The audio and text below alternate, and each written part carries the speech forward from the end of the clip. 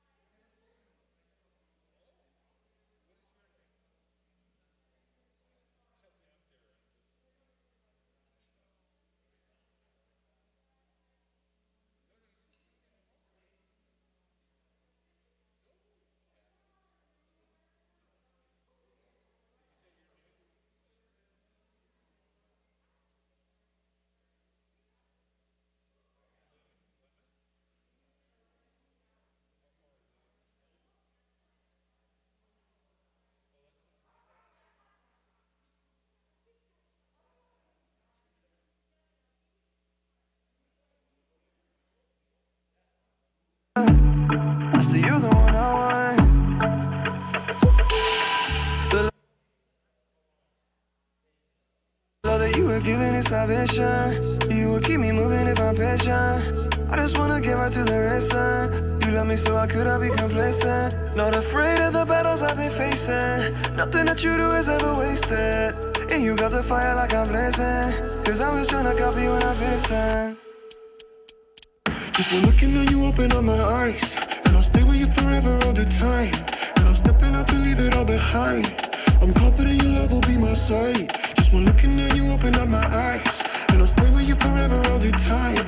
And I'm stepping out to leave it all behind. I'm confident your love will be my sight. Big mountain, what do I say? Them can never love you my way. You go low, then you go high. You go near, then you go far. You go call around, around, around, around, round, around, round, around. But you're falling down and down and down. You just wanna go the distance. Promise you I'm what you're missing. Promise you my life, promise you my time, promise you no lie, yeah. Carry go, I'm on me more to carry low, oh yeah, yeah. Oh na na na na na, oh na na na na na. Just one looking at you, open up my eyes, and I'll stay with you forever all the time. And I'm stepping out to leave it all behind. I'm confident your love will be my sight. Just one looking at you, open up my eyes, and I'll stay with you forever all the time. And I'm stepping out to leave it all behind. I'm confident your love will be my sight. Walked in darkness, my home was a night. Then you came into my life, showed me brilliant light. 'Cause you radiate, you fill my heart again. The grace that never ends.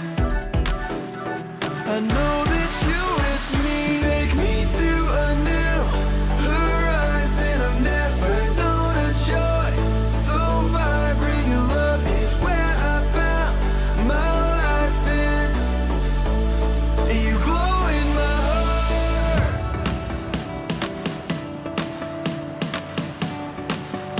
You glow in my heart.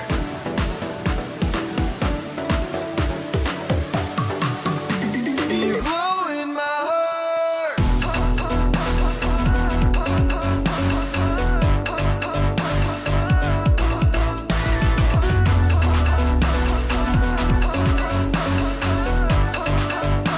You glow in my heart. Ever since I've known your love, you turned my life around. Ever since I saw your heart, My feet can't touch the ground. 'Cause you radiate, you fill my heart again. The grace that never ends. I know that you with me. Take me to a new horizon. I've never known a joy so vibrant. Your love is where I found my life in. And you glow in my heart.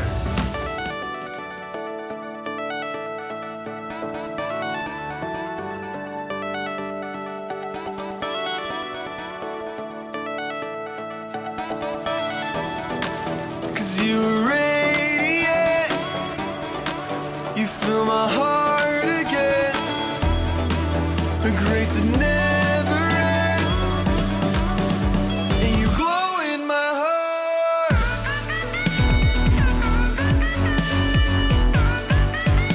And you glow in my heart.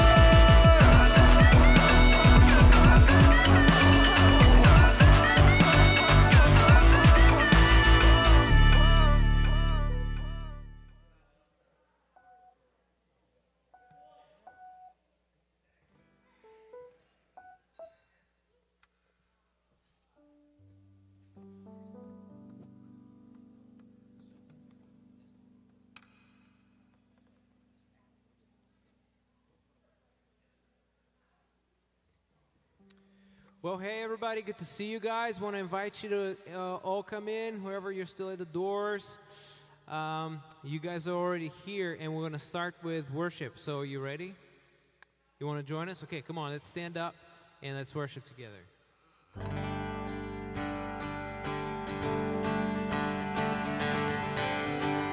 Thought it would be good if we sing a song that we all know, super easy, so we can all join in, just worship together, okay? Who breaks the power of sin and darkness? His love is mighty, so much stronger. The King of glory, the King above all kings.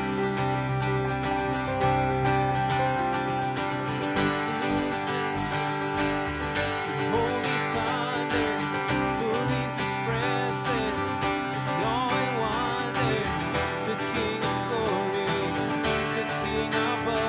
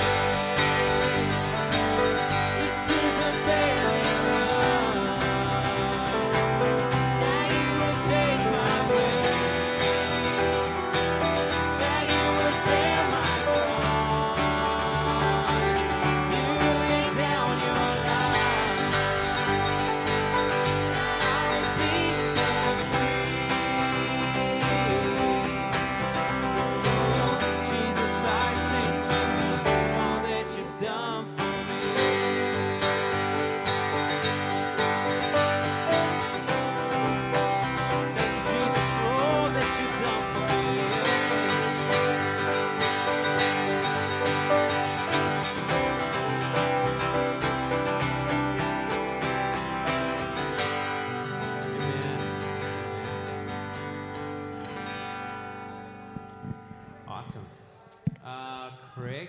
Yeah, you guys can have a seat.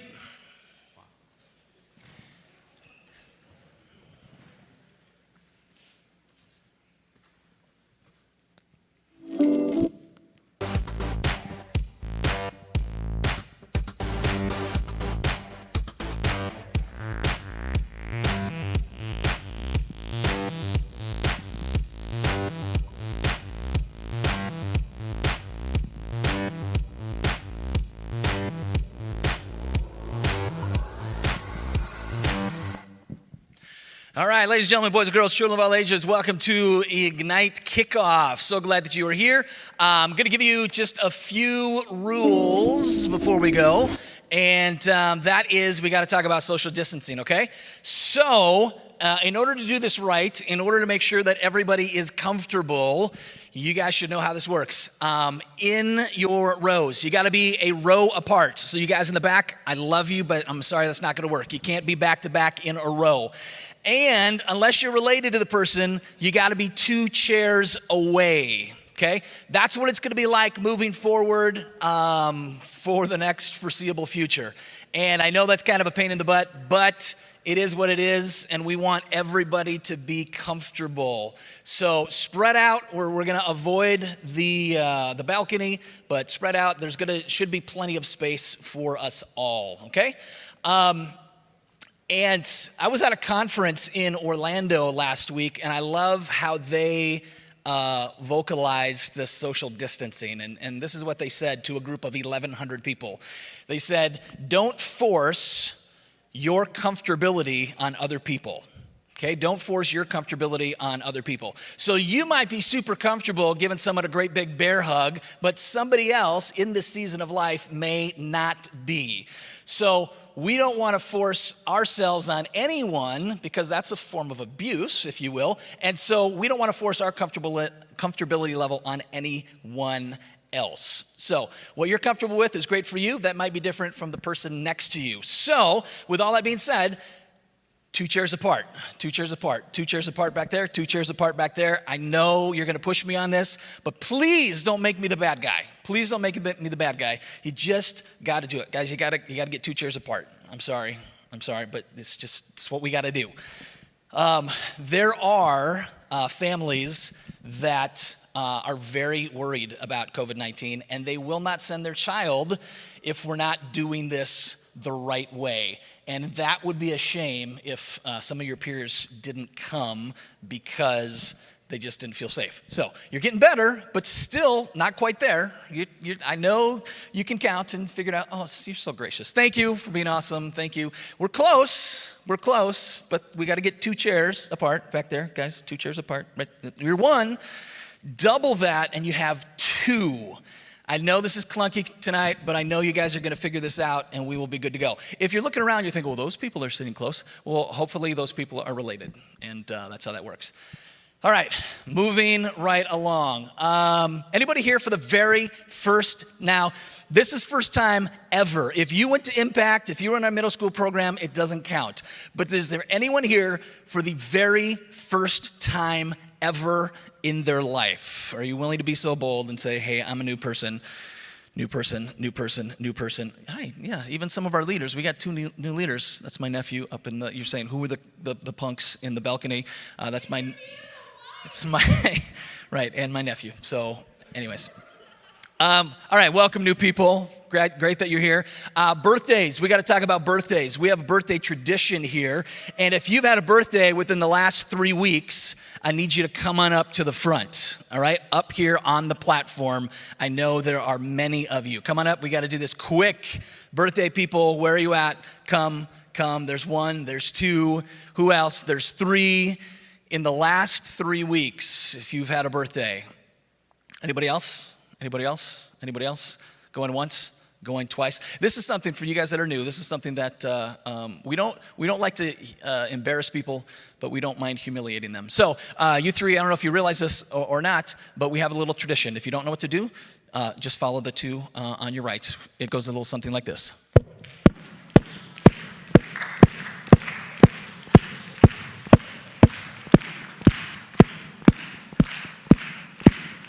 I can't hear you guys.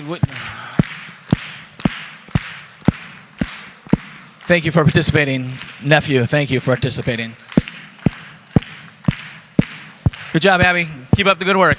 She's out of steam. She's getting tripped up from behind. All right. You walked it out. You walked it out. All right. Give us your name, your age, and when your birthday technically was. My name's Abby. I'm 18 on September 9th. Wow. You're an adult. Who knew? My name's Allie. I'm 18 in September 11th. September 11th. What a glorious day to remember and celebrate. And your name and age. I'm Hannah. I'm 15, and my birthday was September 7th. Hannah, way to project. You were the loudest in the microphone. All right, who's going to come up and thank the Lord through prayer for the life of Abby over here? Who's going to take it upon themselves this year? I see that's the first hand I saw. Come on up. Who's that? Stephanie. Who's going to come up and thank the Lord for Allie? I see that hand. And who's going to come up and thank the Lord for Hannah tonight? Who's got it? I see that hand coming up. Awesome. And we get to pray along in agreement as we praise the Lord for the life of these individuals. Take it away. Oh, wait, I forget. I have to hold this, right? It's COVID. Dear Lord, I thank you so much for the life of this beautiful girl, Abby.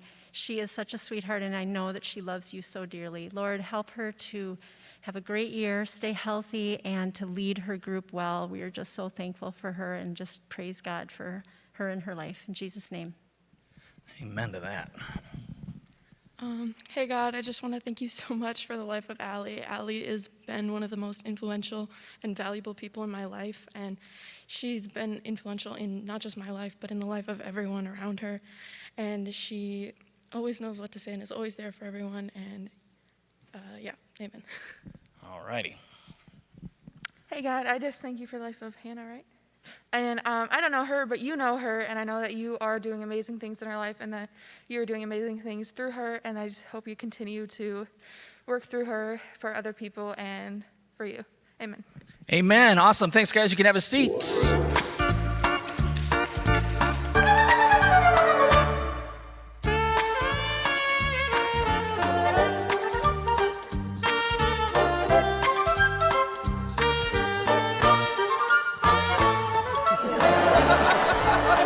Too easy.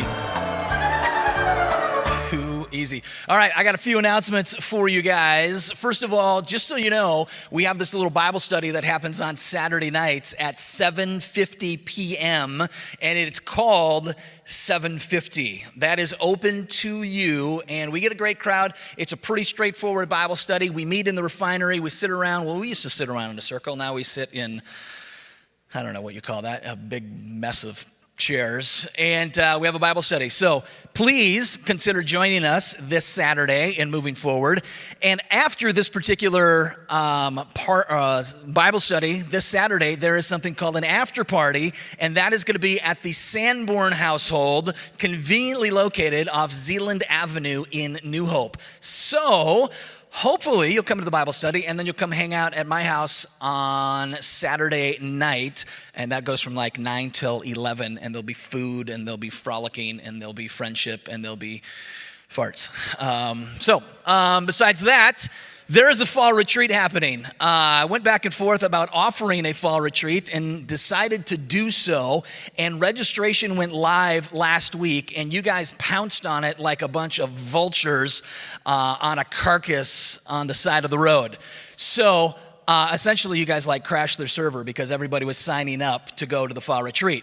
So we are going, and registration is live, but there is a limited number of spots. It is the 16th to the 18th of October. It is at Covenant Pines Bible Camp, and I would love for all of you to go. I don't know if there's space for all of you to go, but I would love for all of you to go. So if you're interested in that, you got to register like before your head hits the pillow tonight, because it is filling up that quickly. 20 spots for the girls went within like 2 hours, and then there was a waiting list of 13, and when it reopened, everyone on the waiting list got put on that So there's 33 girls already signed up. There's about 16, 17 guys already signed up. So get signed up. Cost is $125. Scholarships are available. Nobody comes to me and says, Pastor Craig, I can't afford it, because I will make it affordable for you to go. So if you can't go, you got to come up with a better excuse than I can't afford it, because I want you to go. Can I make that clear? I want you to go. It's going to be awesome. So there you go. Wayne's going. What more do you need to know? Wayne will be there. And we'll tell you more about that later. Besides that, I don't know if you guys know this or not, but we have a tournament every year called the Sign Up Tournament. And the winner of the 2020 Sign Up Tournament is the one, the only Maya Hip. Ladies and gentlemen, round of applause for the Sign Up Tournament winner. She fought hard. Some of you don't know what the Sign Up Tournament is, but you will this March. It makes ordinary people extraordinary. All right, with all that being said, I am super excited about tonight. Of course, because it's kickoff. Many of you I've not seen in a plethora of months. And I was thinking to myself, what can we do for kickoff that's special, that's unique, that's memorable, that you're going to look back on this night and say to yourself, I was there in the year 2020 for the fall kickoff, and my life will never be the same again. What could I possibly come up with? And so I mentioned I was at this conference in Orlando. It was a conference with 1,100 people, most of them worship leaders. I am not, but I was at this conference. And as I'm sitting there with 1,100 people, listening to speakers and worshiping and doing other things, I went to Disney World. I went to Galaxy's Edge. By the way, anyone been to Galaxy's Edge? One person. Only you, Ryan? No one else has been to Galaxy's Edge? You guys are total losers. Oh my goodness. You're not. No. Anyways, you need to go to Disney World during COVID, and you need to go after school starts because there's nobody there. It's like a ghost town. I just kept going around and around and around on the Millennium Falcon. I got to fly the Millennium Falcon. It was arguably, besides my wedding day and the day my kids were born, flying the Millennium Falcon is in my top 5 greatest moments of my life. I might be exaggerating, but maybe not. So anyways, I'm at this conference. I went to Galaxy's Edge, and here's what I realized. There are people who are in the church, and because of this season that we are in, they are frustrated, they are tired, they are overwhelmed, and in some cases, they're ticked off. Anybody know some people, and maybe some people in this room, who are just living angry right now? Angry of everything that's been taken away and all the changes that are happening. And as I'm realizing this, I thought to myself, man, I want to do something that gets us out of this COVID season, even for a few moments, gives us a little escape. And wouldn't it be great just to laugh? Just to kick back and laugh and have a moment where we can just be silly and laugh at ourselves and laugh at somebody else. So I thought to myself, well, I mean, I'm a funny guy and I could probably pull that off, but there's maybe only one person that I know that's funnier than me. And he actually lives in the state of Minnesota. And I called him up and I said, hey, one guy funnier than me in the state of Minnesota and maybe the Midwest, would you be willing to come and do some comedy for my students? And he said, heck yes, I will come.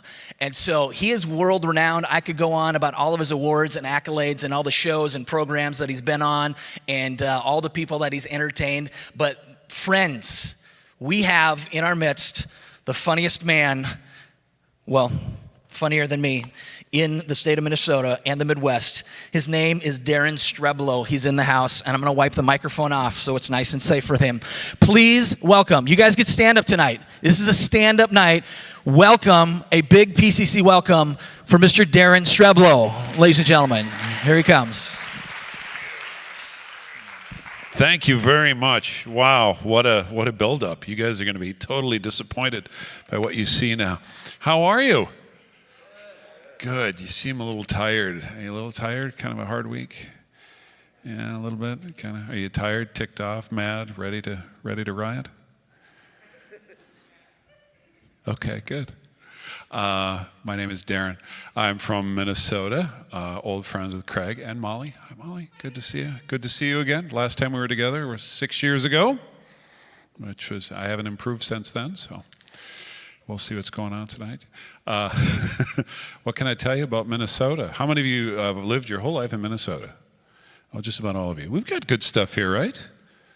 Yeah? We got the Mayo Clinic. Don't you think that's good? Best hospital in the world. That's where your doctor ships you when he can't figure you out. That's kind of neat. You know, best hospital in the world. I think it's interesting there. Have you seen the water tower in Rochester? It's a giant ear of corn. Have you seen that? No, you haven't seen it? It's a big water tower. You drive over the hill, it's like just like a big, oh, and there it is right there. And it's a problem too. It's causing traffic jams because people from Iowa have been slamming on the brakes and getting out of their car like, oh, guide us, giant ear of corn. If you're from Iowa, don't get all bent out of shape on me. Truth is, I love driving through Iowa. It's so much better than stopping. We'll get there. Well, what can I say? Minnesota. I've lived here my whole life too. What do I like about Minnesota? I like that we have weird pools here, indoor pools. Have you been there? How many of you have gone swimming in an indoor pool? Good, very good. Have you noticed in our indoor pools, because you can't swim outdoors a lot of the year in Minnesota, because if you swim outdoors, you die most of the year. But if you swim indoors, if you're in the pool and you look over the pool, you got sprinklers over the pool in case the water catches fire. Tables have umbrellas over them in there in case the sprinklers go off. Nobody wants to get wet at the pool in Minnesota. That'd be weird. And there's no lifeguard on duty ever. Have you noticed that? No lifeguard. Just a do-it-yourself life preserver on the wall, which I don't think would help me if I was drowning. Like, oh, I think he's drowning. Splash. I think you're going to have to come up for it. It's not coming down to you. I'll talk to the manager. Or you got the hook on the wall with a 140-foot handle so you can save someone's life without leaving the comfort of your hotel room. I'm saving lives. I love hot tubs myself. How many of you into hot tubs? Like the hot tubs? Yeah, I like that because it's where you thaw, right? I don't know if you're like me, though. If I'm sitting in a hot tub and a stranger walks in and sits in the water with me, I don't know if you're like me, but I get really nervous with a stranger in the hot tub. And I was trying to figure out, why do I get so nervous? And I think it's because complete strangers don't sit with me in the tub at home. And if they did, I wouldn't treat them the same way. You know? I'm taking a bath at home. Some dude walks in, sits in the water. I'm like, hey, where are you from? Is this your first time to my house? So I've always been nervous about strangers in the hot tub. And I've always been nervous around you ladies. Why? Because you're beautiful. God created you beautiful. And when I grew up, I was kind of, so that's intimidating to be around you ladies. And I'm walking toward the hot tub, and there's 4 of you ladies already sitting in the hot tub. And that makes me nervous because you're ladies. But to make it worse, I don't think you ladies are even aware that you do this. But when you're in a pack together, you stare as a group. And that is the meanest thing that you people do. 4 women just going, So that makes me walk faster than I should have. And I sat in the water too quick. Now, you ladies might not understand this next part. Just try to follow along. But guys, I had 9 cubic feet of air trapped inside my shorts. Have you ever had that problem? It was like 90 PSI. And I'm just gripping the side of the hot tub trying to look normal, like, you know, nothing was wrong. But if I didn't let go of that pressure, I was going to flip upside down. But if I let all the pressure out at once, the blast would flip all the ladies upside down. So I came up with a quick plan. I thought I'm going to squeeze the shorts gently and make little bubbles. Match the bubbles in the hot tub. Who's going to notice that? Everyone. Because it wasn't little bubbles, it was one gigantic nuclear bubble. And all the women were like, ah! And I said the wrong thing, like, pardon me. No, I was just trying to relieve the pressure. The pressure in my shorts. I was trying to make little bubbles. Hey, ladies, where are you going? Come back. The pressure's gone, ladies. So it's kind of an uncomfortable situation, you know. But I like this church. This is very nice. How many of you have gone here for most of your lives? This is your church. Very nice, very nice. Yeah, very cool. I like what you've done with the place. I like not everyone has a drum or aquarium. That's kind of neat. What is that like on Sundays? And then you've got speakers ready to fall on the pastor at any given moment. If he goes over time on his sermon, I got a red button in the back, and I got a game today. You better know. Just curious about that. Has anyone ever gone over time? No, never. All right. Just curious about that. So, how long have you lived in Plymouth, sir? What is your name? Braden or Brandon? I can't see. I'm almost 50. So, Braden? Brady. I'm sorry, Brady. And how old are you? I'm 17 years old. Senior? Yeah. So what are you going to do after you graduate? You're going to go to college. Everyone's very excited about that. What are you going to take when you go to college? Business. What kind of business would you like to go into? Marketing. What would you like to market? Okay. How about these commemorative rocks that you get your feet up? You could market those. Where did you get that? What is that? Yeah. You picked it up and just thought, this is something I need to put my feet on. I'm a senior. I do whatever I like. All right. Well, give him a hand. I think he's a very interesting fellow. Yeah. God bless you in your marketing career. That's very cool. Do you know this person right here? How do you know him? The church. I see. Okay. And do you recognize each other even with the mask on? Yeah, you do. Are you like me? Do you do things underneath the mask that you normally wouldn't? Do you know what I'm saying? You don't know what I'm saying. Like when I'm in a store, I'm wearing the mask, right? And I notice my face will start. I don't normally walk when I walk around a store. I'm just, but when I got the mask on, I do this with my mouth. I go. Anyone else? Is it just me? I think it's weird. I'll be just walking around Target. And I think I'm going to get used to that. And then they're going to take the mask away, and I'm still going to be like, and I'm going to get arrested. It's like, can you direct me to the steak knives? So that's going to be a horrible thing about this. Are you a senior as well? And what are you going to do after college? Architecture. Very cool. What kind of things would you like to design? Like these death traps for pastors or anything else like that? Or houses. Very nice. Very good. Have you ever designed a house? Not yet. What is something you've designed so far? You haven't designed anything, but you think you want to do that for the rest of your life? Why not? Do you like on a computer? Have you ever designed something on a computer? A little bit? Like what? Squares. Well, you're very fortunate because a lot of the houses people live in are kind of like squares. Give him a hand. I think he's got a good future there, I think. If you ever seen a round building, they'll go, I didn't design that. I designed the square right over here. In the square door with the square windows. That's very good. I think you got a future. That's very good. If you can draw a square, you can design a house. Apparently, I didn't know this, so just don't, you might end up like me telling jokes for a living, which is obviously going very well tonight, isn't it? Yeah, this is my job, actually. How long I've been doing this? 21 years, full time. Can you believe that? How long were you speaking before? 20, because you and I are the same age. Yeah. We have no future. If we could draw a square, we'd have a future. All right. But Molly, you're still speaking, right? Yeah, going around. I think that's so cool. So I have so many things I want to tell you tonight. How many of the masks make the allergies worse for you guys? Do you know that? You know what I'm talking? Oh, isn't it worse? Yeah, I get that too. Are you allergic to a lot of stuff, or just the mask just kind of makes? Yeah, I'm allergic to two things: organic and inorganic matter. Anybody else do that?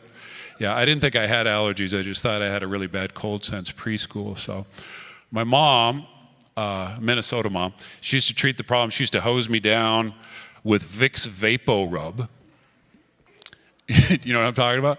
She used to like that a little too much on me, the Vicks. The air above me always had this distorted look to it all the time. I get on the school bus, all the kids got like emotional, like instantly. Some girl tried to hug me in high school. She got cured of her asthma. So praise the Lord. So I went to the allergy clinic in La Crosse, Wisconsin. They said, we're going to give you 15 shots in your arm. I'm like, what a happy place. They shot formaldehyde in my arm. See if I'd react to it. I did. I put my doctor in a headlock. I was like, thanks for checking me for formaldehyde. Next time someone wants to store me in a jar with some frogs, I'm going to say no. I'm allergic to poison. I'm allergic to wheat, eggs, milk, and sugar. I have nightmares about the Muffin Man. I'm allergic to dust mites. Anybody else? Dust mite allergy? Yes. Microscopic creatures that live in your pillow. I don't know what's worse, being allergic to dust mites or just knowing they exist. I'll wake up at like 3 in the morning. Oh, they're here! Ah! I sleep with a helmet and a tick collar now. My wife has lost that love and feeling. It could be the Vicks Vapo Rub. I'm not actually sure on that. I will get back to you on that, yes.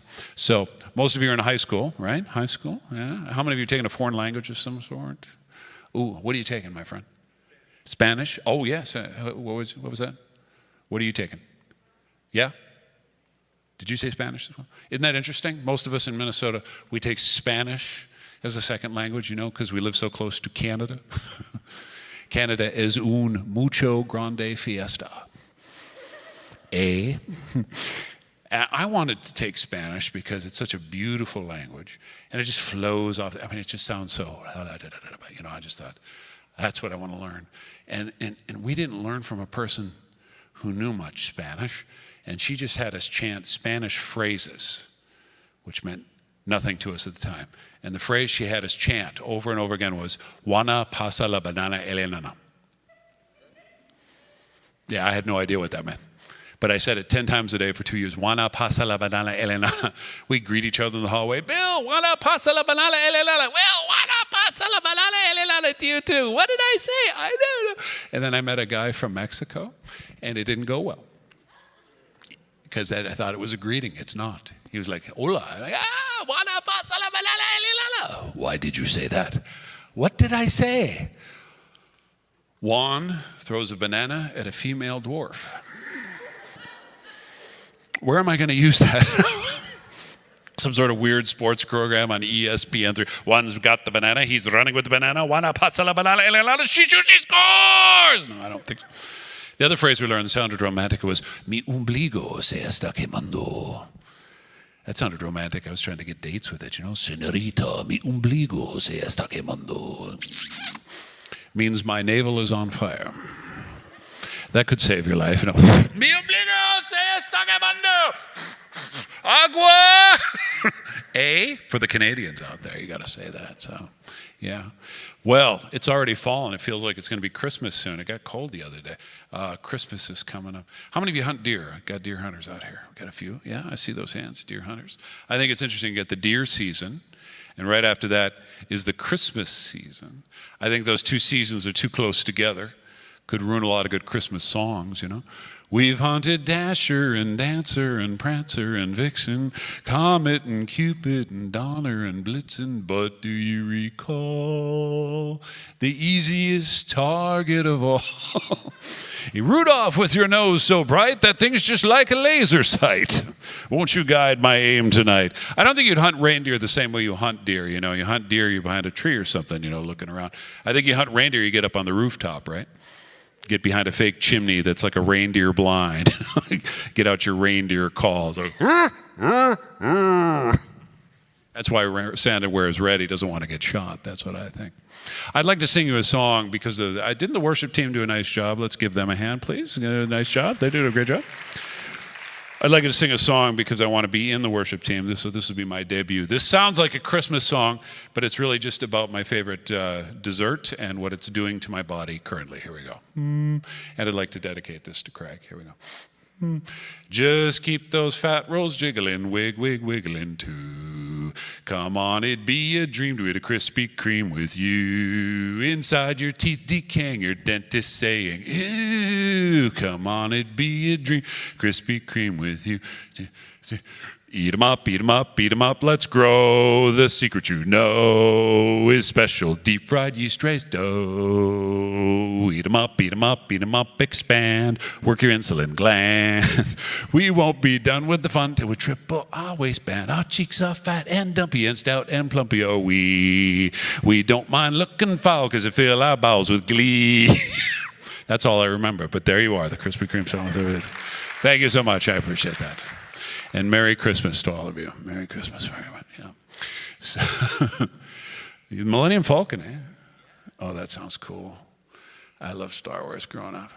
I really wanted to, when I was your age, I wanted to date girls really badly, and the feeling wasn't mutual. So what did I do? I thought, well, if I could figure out what girls wanted,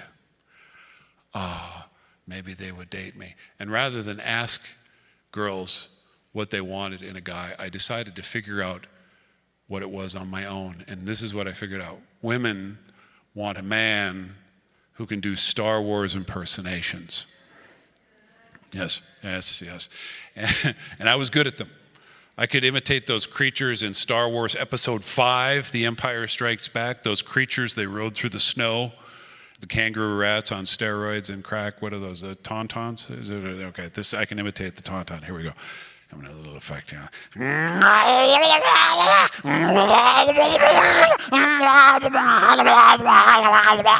I didn't date much in high school. But thank you very much. I appreciate it. Yeah.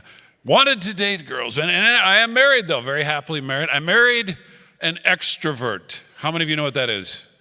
Oh, a lot of you do. Yeah, you're smart people. A lot of people. Extroverts think their thoughts on the outside. They think out here. I'm more of an introvert. I like to think my own thoughts in my brain.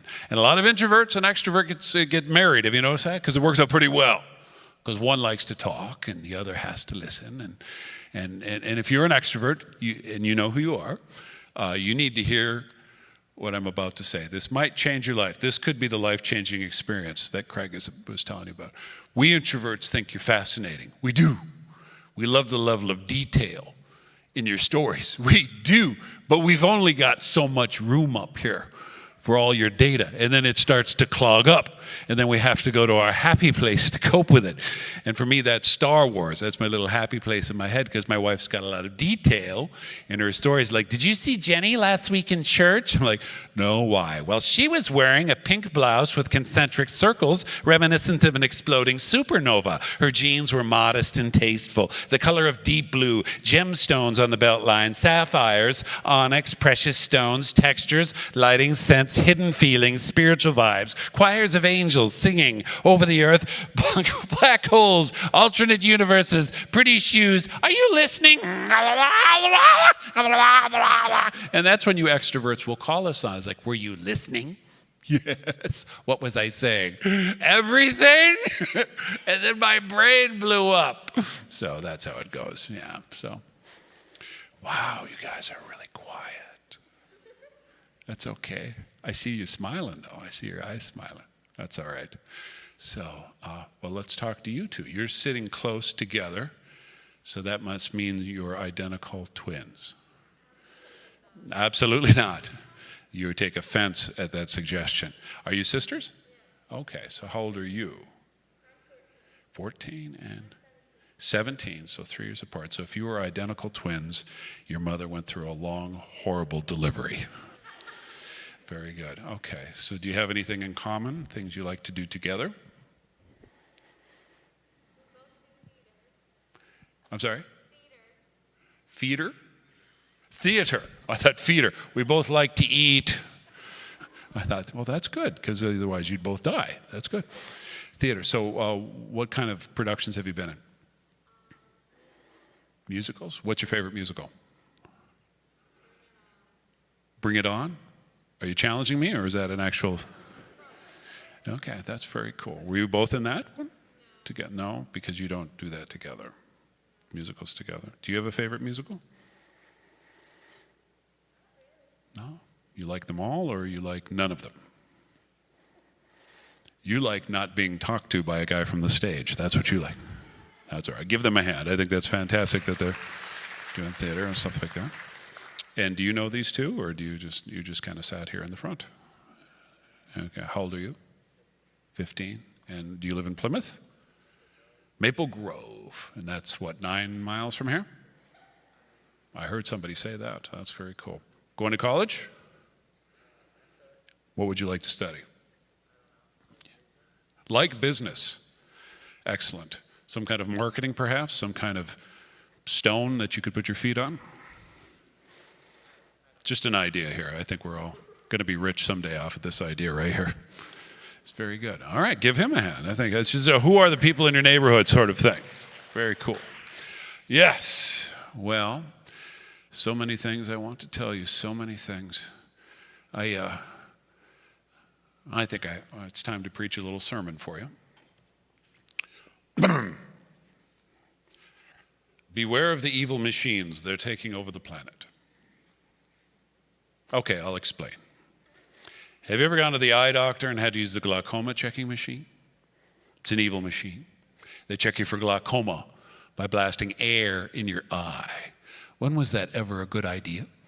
Like, well, so we're going to check you for glaucoma, just look in the peephole. We'll check you for glaucoma. I was like, was this a read the chart kind of thing? Yeah, I don't see anything. There's not actually anything to... Well, so we're pretty sure you don't have glaucoma.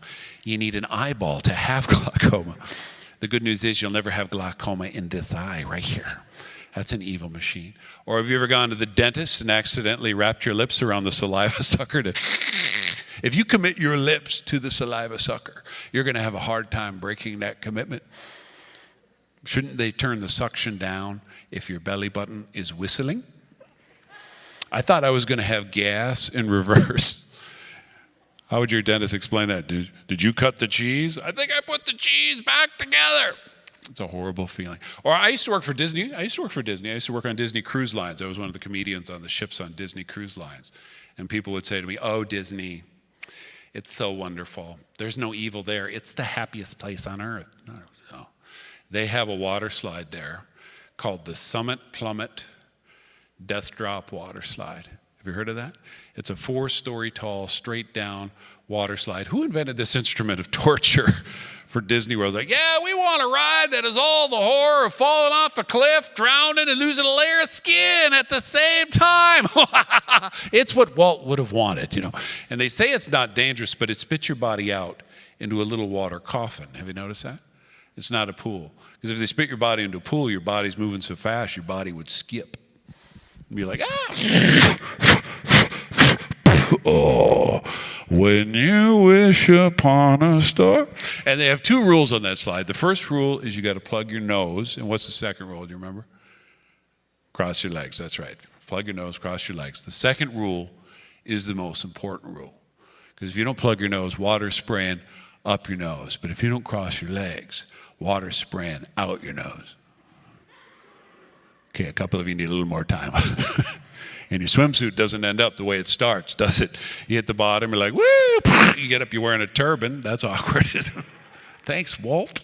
I'm wishing on a star. So there's evil machines, and there's evil pets, aren't there? Evil pets. How many of you have a pet? Quite a few of you. How many of you love your pet? Yeah. How many of you, not so much? A couple of you, yeah. Every once in a while, you get a lemon. My wife said, we need a cat. How many cat people? All right. How many dog people?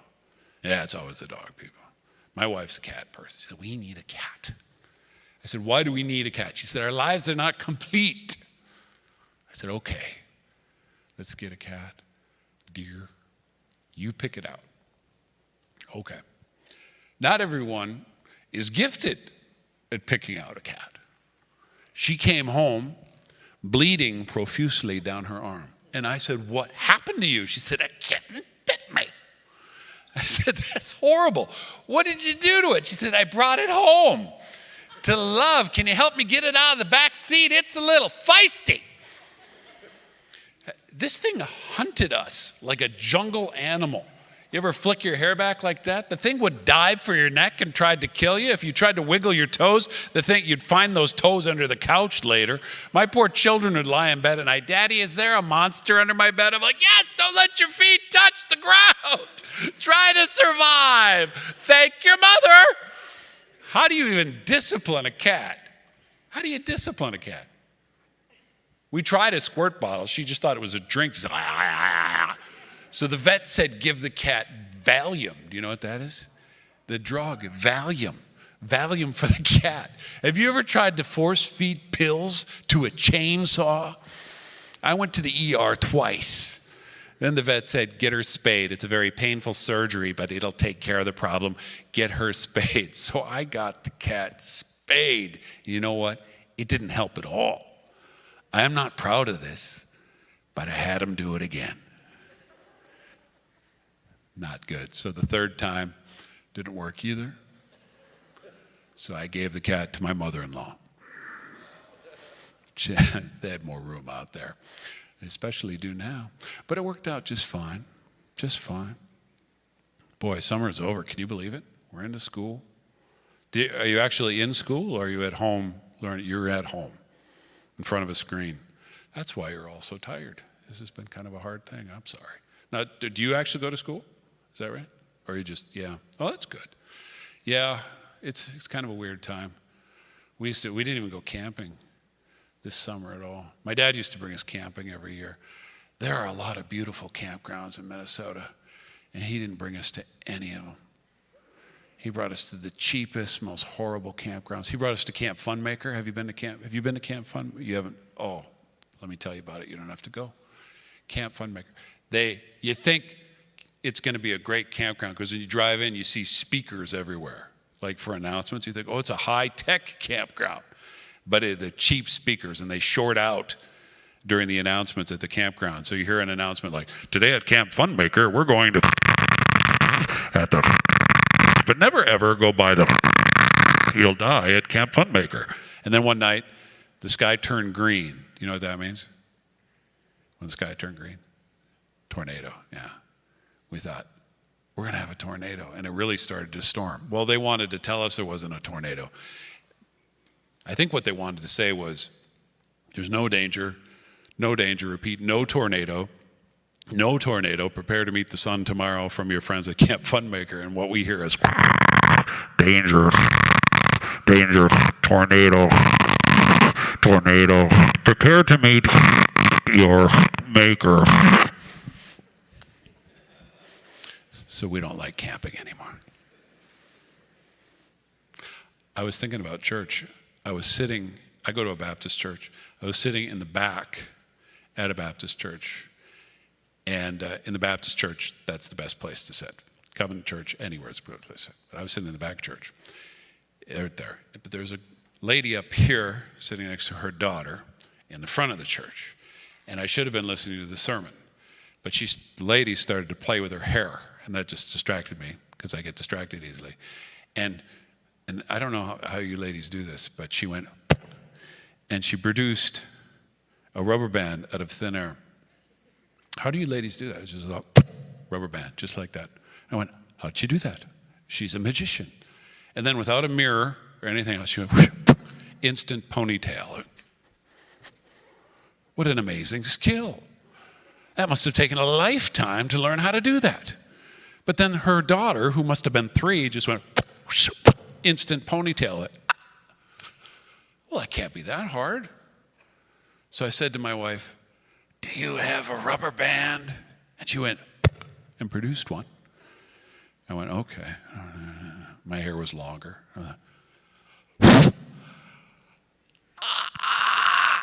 Look what happened to me. They say that's permanent now. Yeah, very painful memory, but I thought I'd share it with you. I have 4 children. How many of you have a lot of brothers and sisters? Quite a few. How many? So you got quite a few. How many?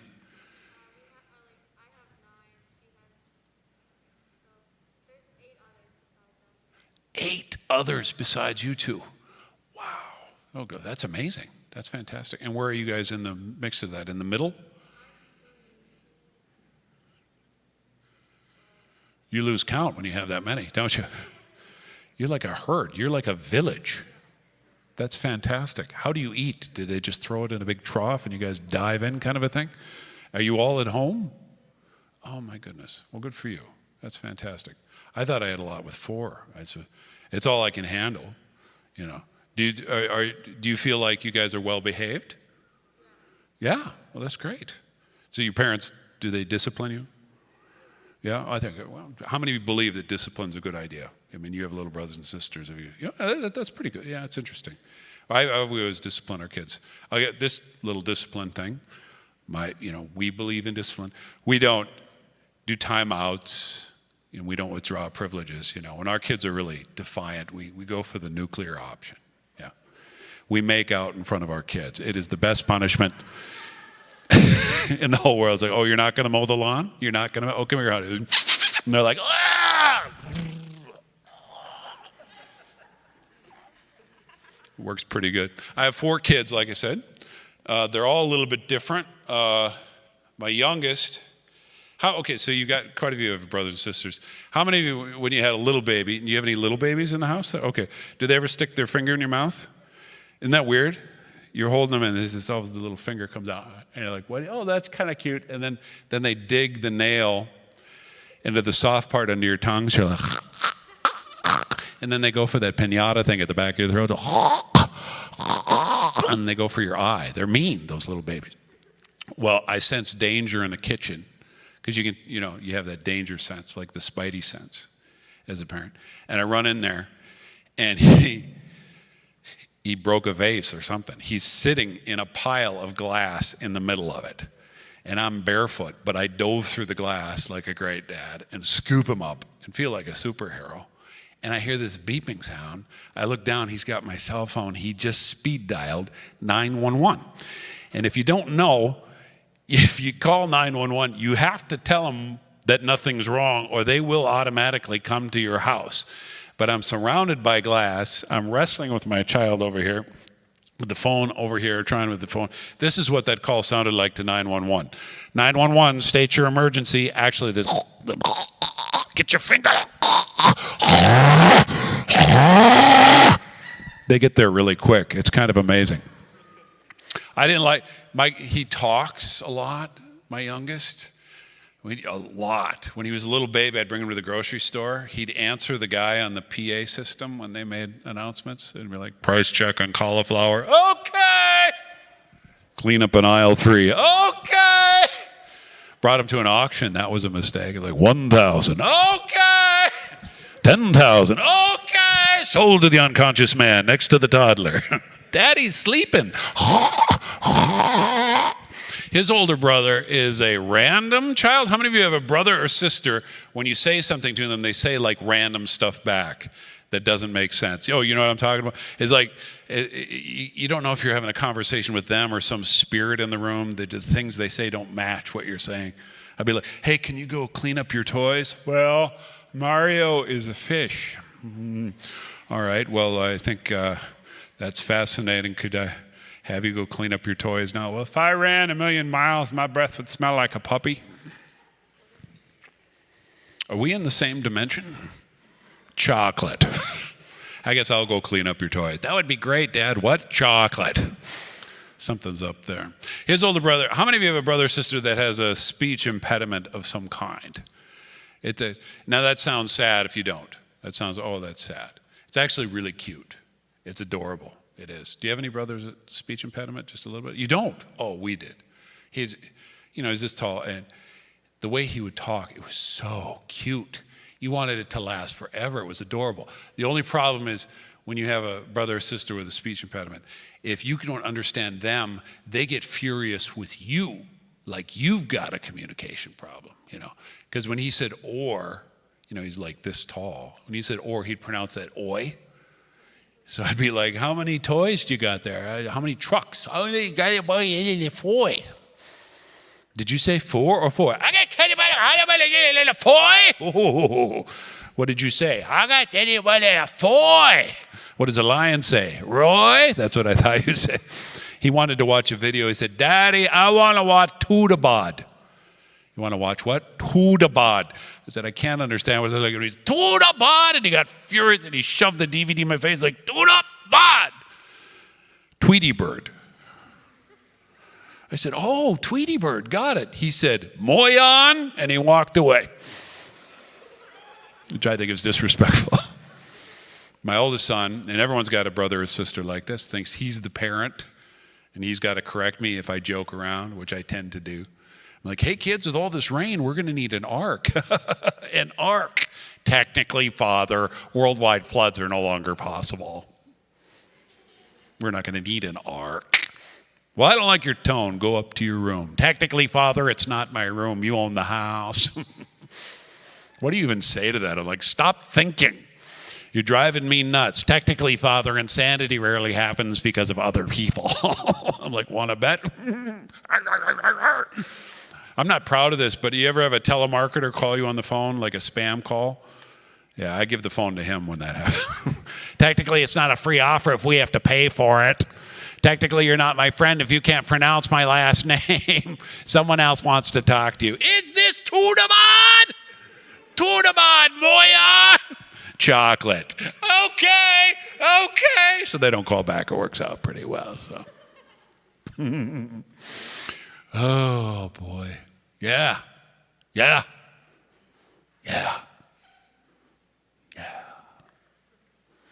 How many of you have braces? I can't tell from here. Believe it or not. Nobody wants to mention you got a couple of you. All right, good for you. I had buck teeth growing up. That's why I asked. Buck teeth. Why do they call them buck teeth? I've never seen a deer crossing the road. Maybe that's what the deer are out on the road. They're trying to straighten their teeth. They're just like, The problem with buck teeth is no matter what you're feeling on the inside, you always have the same expression on the outside, right? Is it happy? Sad? Loving? Asleep? So I got braces because I didn't want to look like a freak anymore. Yeah, that helped. 5 pounds of metal in my face. I couldn't even swim. My head kept pointing toward true north. Refrigerator magnets would fly off the fridge and hit me in the face. So how many of you had braces again? Was a few? Yeah. Do you remember, now I don't know if they do this differently now, but do you remember the plaster forms? Do they still do those in the beginning? Oh, isn't that the worst? They take a couple of Frisbees, fill them full of wet plaster, and shove them in your mouth to make a little plaster statue of your teeth. I was like, why? Why would you do that? Why? So we know what your teeth look like. I was like, I have an idea. I don't mind so much, but I gag really easy. Do any of you gag easy like on a toothbrush or something? I can gag on sunlight. Just she shoved Frisbees in my mouth. I was just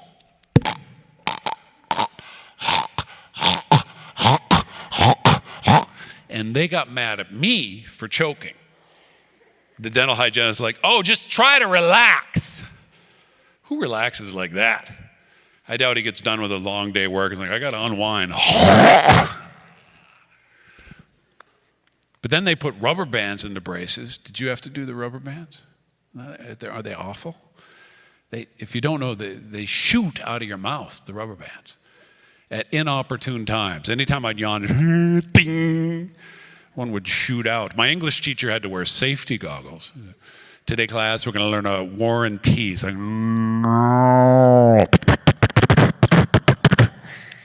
One time I shot a rubber band into that dental hygienist's mouth. That was a bad day for her. She's like, you need to brush more. Ding.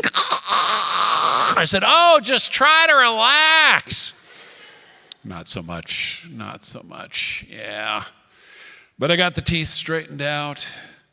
And like I said, I wanted to go out and date somebody and it wasn't working out. And finally my sister said, I'm setting you up on a blind date. I said, why? Why would you do that? She said, because I'm tired of you being in the house and I want you out. I said, oh, that's not very nice. Well, what can you tell me about the girl? She said, well, she has a wonderful personality. So I didn't have very high expectations. But I went on the date anyway. And the day of the date came. And I was kind of excited about it. And it was in the evening, and during the day, my dad said, help me move a piano, because that's his job. I said, all right. And I was helping him move the piano, and the piano has a dolly underneath it, a moving dolly. I was trying to move that dolly out, change it out for another dolly, and the dolly broke, and the piano crushed my foot. So when I was walking up to her door, I had the most painful Quasimodo sort of limp going on, which isn't normally how I get around, and I had a very unhappy look on my face. And that was the best part about what I'm about to tell you, because I was walking toward the door, I had a can of red cream soda pop, which, as you remember, Craig, we drank that in the 80s. Red cream soda pop. Do you remember that? Anything with dye and fizz, we liked that in the 80s. And it was a half-empty can. And I thought, I don't want to be holding this when I meet the girl. So I thought, well, I'll just slam down the soda when I get up to the door as quick as I can, throw the can in the bushes, because that's how we recycled aluminum back in the 80s. Yeah, and kind of get rid of any air that might have developed, I don't want to burp in front of the girl. Knock on the door and meet the girl. This was my plan, right? And got up to the door, and the house was dark, and I thought, oh, maybe she's not even home. So I started slamming down the soda really fast. Too fast. You ever drink soda too fast? Tears were coming down, it was burning, but I was getting it done. And I heard a click, and the door opens. And there's the girl with the wonderful personality. Well, guess what? She's absolutely gorgeous. And I was not prepared for that. Have you ever had a panic attack in front of someone and tried to pretend you weren't? For me, it looked like this. And she said, hello. I shifted my weight to my bad foot, and what came out was, hi!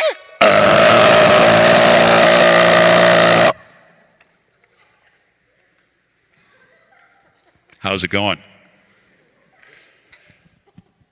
Well, her dad watched that and was concerned that I was inebriated. So he came up to investigate. He said, are you all right there, son? I said, yeah, I'm fine. Like an idiot. You haven't heard this story, have you? Like an idiot, I started drinking the soda again. Like an idiot. Idiot. He said, were you in a fight or something? Why are you limping like that? I said, and I quote, oh, I got hurt when I was changing my dolly. Now, when I heard what I had just said, I shot red cream soda out of my nose.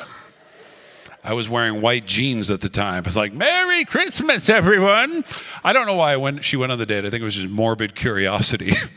She wanted to talk to me. I had soda burning in my sinuses. I'm like, I'm sorry, I don't know. Is your dad okay? Have you ever lost hope? I did. Here was this beautiful creature, and we had nothing in common. She was smart, and she was sophisticated, and she didn't have food on her clothes, and you got to have something in common, and we had nothing in common, and I just felt like I lost hope. But at the pizza place, I said something funny, and she shot Dr. Pepper out of her nose. Yeah, we've been married for 26 years, so it worked out pretty good. So thank you very much. Yes. It all worked out in the end, so it's all good. Yeah. So like I said, we got 4 kids. And my youngest, about 2 years ago, actually, it was really sad. It was like, he started coughing, and I was worried about him. But he seemed to get better. And especially, I gave him ibuprofen because I'm a good dad, right? And he got kind of better. And it's just kind of not so much. I give him more ibuprofen. And for just a few days, it just never got better. So finally, I brought him in, like 3-4 days later, 5 days later. And brought him to the clinic, hoping to get some pills for him or something. The doctor came in and was white as a sheet and said to me, your son has a pneumonia. I said, oh, that sounds not good. Can we get a prescription for that? He said, well, he needs to go to the hospital immediately in an ambulance, or you need to take him yourself. And I was like, oh. And it started to dawn on me that I had been giving him ibuprofen, and he needs to go to the hospital. And I rush him to the hospital, and he had such a bad pneumonia that his lung had collapsed on a whole side. It was the worst pneumonia they'd seen in a child in over 6 years. And I had been giving him ibuprofen, and felt really, really bad about that. But it kind of dawned on me at the time, because I was praying about all of this. It really just sort of opened my eyes. You know, think about the world that we live in right now, you know, and all of the things that the world is offering us to feel better on a daily basis. You know, what are the things that the world says is going to make all the difference in the world?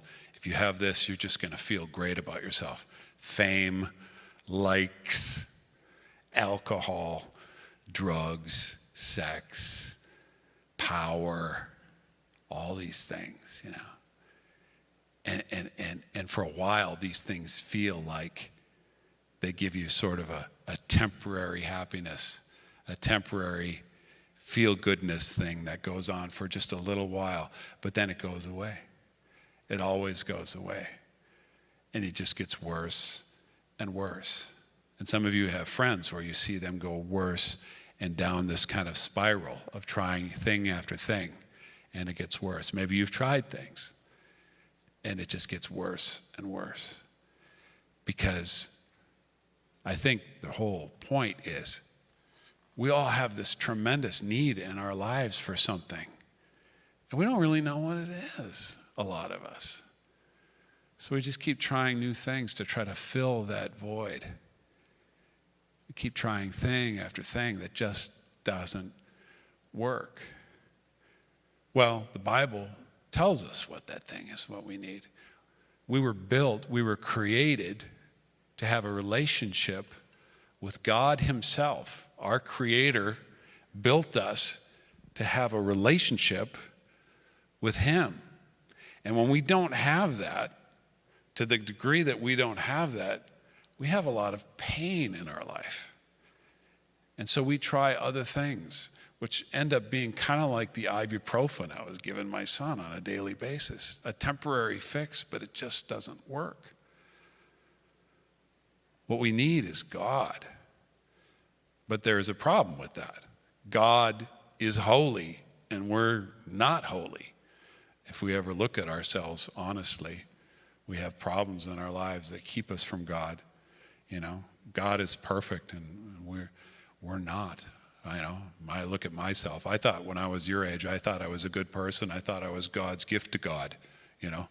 Isn't it great God has me on His team? That's dumb.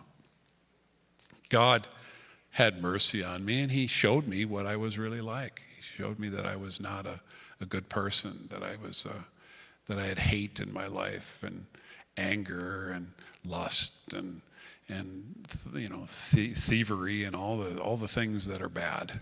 I mean, that's all inside of me, and it was separating me from God. But that's the great thing about God. One of the most amazing things about God, that He looked at all of us and He saw the sin in our lives, and rather than, you know, take us out and start over, instead He loved us so much that He sent Jesus to die on the cross to pay for that sin, to get it out of the way, so that He could have that relationship with us. You know, pretty intense love from God to send His only Son, part of Himself, God in the flesh, Jesus, who lived a perfect life, 33 years. He never broke any of the commandments in the Bible, which is amazing. I can't seem to do that on any given weekend. And he lived 33 years perfectly. And then He went on the cross, and on that cross, we see way up high up there, on that cross, God poured out His punishment on His Son, not because He was mean, but because He had our sin in mind. He had our sin in mind when He did that. It's like He punished Him in our place, and Jesus died there. And then 3 days later, he rose him from the dead. And the deal is this: Jesus stands ready to forgive you for your sin, to get your sin out of the way so that you can have a close relationship with God. And the great thing about this youth group, and some of you are new here, the great thing about this youth group is they're going to spend all year telling you all the ways that God loves you and how you can be close to him and how you can be closer to him through a great relationship with each other. So that at the end of this year, you're going to be closer as a group and closer to God. And no virus can keep you from having that close relationship with God and each other. No circumstance, nothing. God is ready through his power to do something really amazing with you guys this year. Are you excited about that? I'm really excited for what you got coming. Yeah. So blessings on your year this year, and blessings on your friendships. And I hope that you have the best year ever. And I hope to someday have a house designed by you, a square one. That'll be great. And inside we'll have little footstools right there. It'll just look just like that and stuff. And maybe, and I think you two are going to get married and have one kid apiece, and you'll be like, that's fine, that's it. We're done. So that's all I'm thinking. But hey, this was really fun. So God bless you guys. We'll talk to you soon. All right.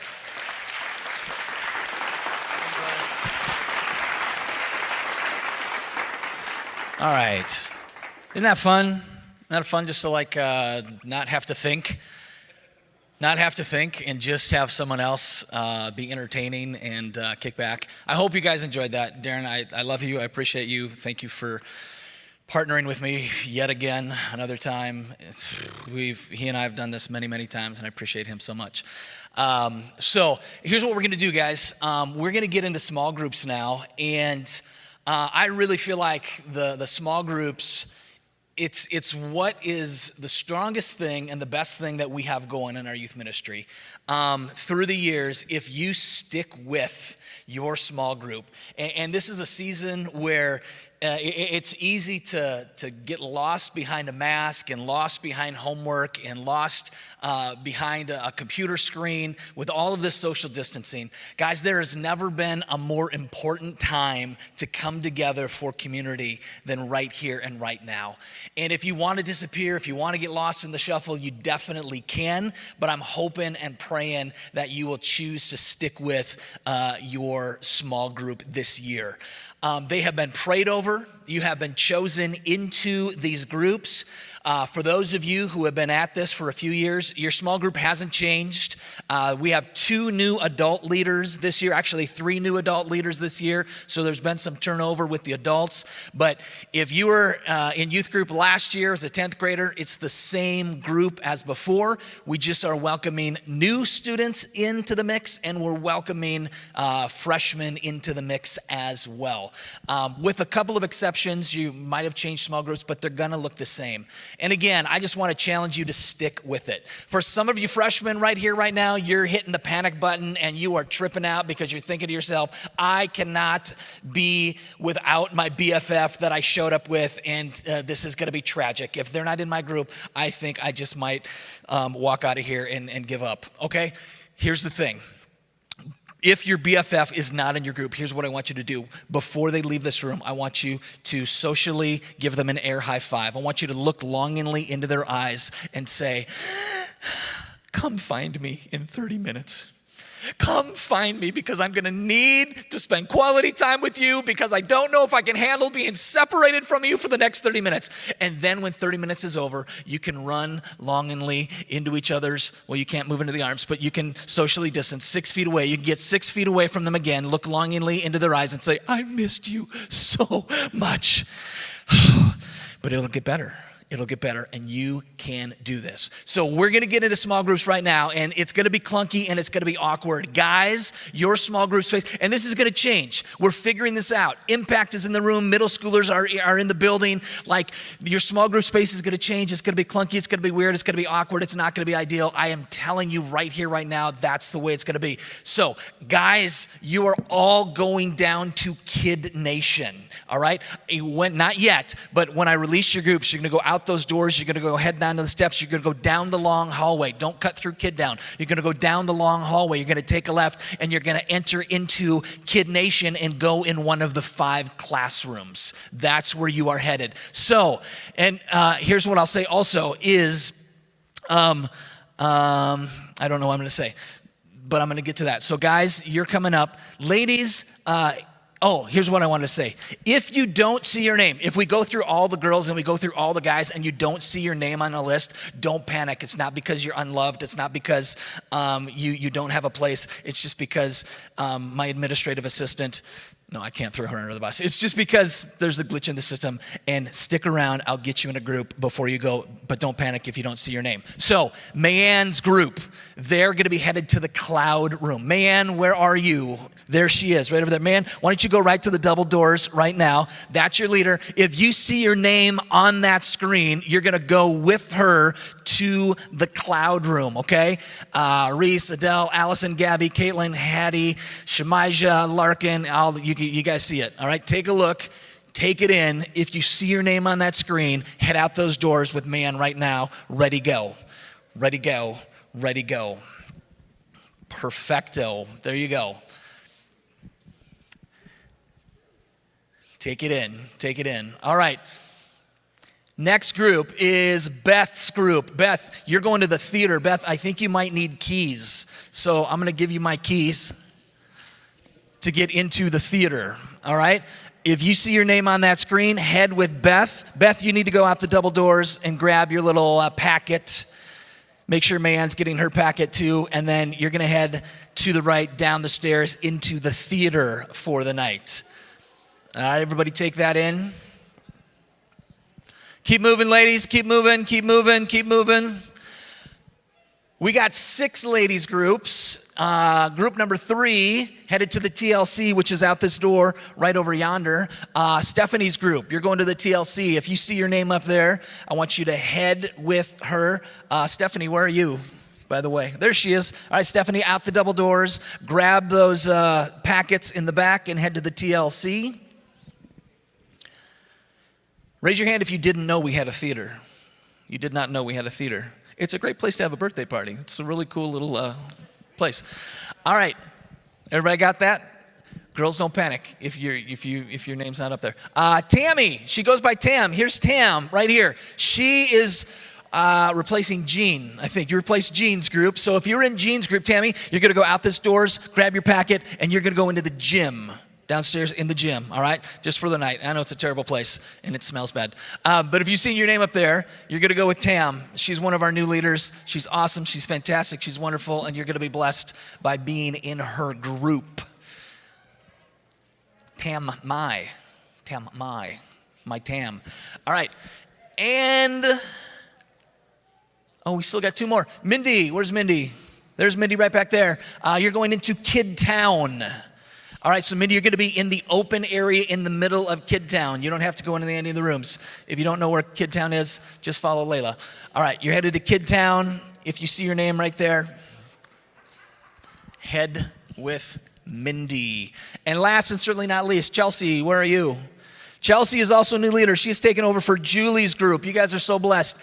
Every person that finds out that we have Chelsea as a leader, they say, no way, how did you get Chelsea? She's amazing, and it's not fair that she's in youth ministry, but we got her. So you're going to head out with Chelsea. If you're a girl and you have not seen your name and you're wondering where the heck your name is, don't panic, okay? Just hang with me. If you're in here and you didn't see your name on one of those lists, but you know what group you're in because it's the group you were in last year or the year before, go with that group. That hasn't changed. But if you're new or a freshman and you didn't see your name on that list, we're going to hook you up. So do not worry. All right. And I'm seeing, we got 2 girls? 2 girls, 2 of you? Okay, hang tight. Just hang tight. Don't go anywhere. I'm going to take care. Oh, Chelsea. Hey, Chelsea's group.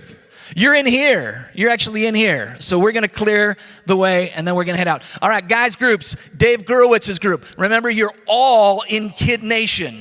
You're all in Kid Nation. Dave Gurowitz, where are you? Right there. Grab your packet. Head down to Kid Nation. If you see your name up there. I know, there's like 3 of you here. I don't know why we have a list of 35. because that's how many people we have on our roster. That's how many people could show up, technically. All right, if you see your name, go with Dave. Go with Dave out those doors into Kid Nation. He gets his choice of the best room in Kid Nation. Kyle Olson, if you see your name, where's Kyle? There's Kyle right over there. Head out with Kyle if you see your name on that list. All right, Kyle's headed out. Next group, Ryan DeWilde. He's one of our new leaders. He's an oldie but a goodie. He's moved up from Impact. He's right back there. If you see your name on that list, head out with Ryan. And you got to clean up. You got to clean this up, Braden. You got to yeah. It's not your rock. All right. Next group. Oh, Tom. Oh wait, hey, Tom's group. Tom's not here. If you're in Tom's group, just wait here. Don't go anywhere yet. Tom's group. Wayne's group. If you see your name on the list, head out with Wayne.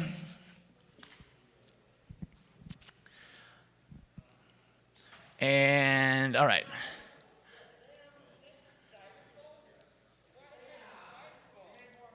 Tom's group. All right, Tom's group. If you see your name on that list and you're in Tom's group, I want you to head over to the top of the stairs and hang out at the top of the stairs. Is there anyone here in Tom's group? Anyone here in Tom's group? Nobody in Tom's group. All right, so the guys that are left are guys who did not see their name on a list, right? All right, so guys, all you guys, meet me right outside those doors. Right outside those doors. Girls, you come on up here. And we're going to find you a spot.